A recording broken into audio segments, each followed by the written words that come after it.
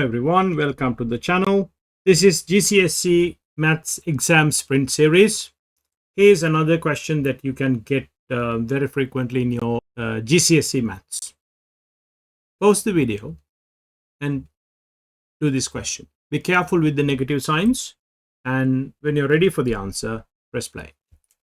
So in questions like this, the first thing you need to do is multiply the second and third brackets together. Now, you can do the first one and second one, you get exactly the same answer, but the layout is much cleaner if you do the second and third. So I'm going to do that. So I'm going to leave x add 2 on its own for now. Then x times x gives me x squared. X times 1 gives me 1x. Here I get negative 3x.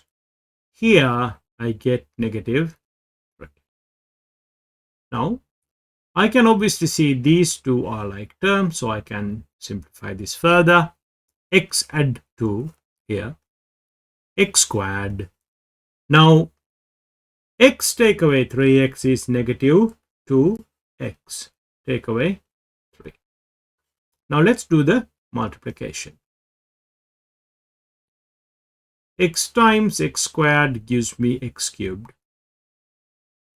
X times negative 2x is negative 2x squared. X times negative 3 is negative 3x.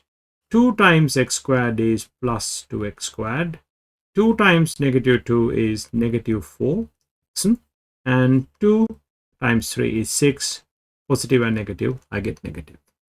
Now you can clearly see you have this negative 2x squared and positive 2x squared. They are going to completely cancel off. Now in this question, you don't really have a square term after this. X cubed on its own. Here I have negative 3x and negative 4x. So that is minus 3 minus 4 minus 7. So negative 7x and take away 6.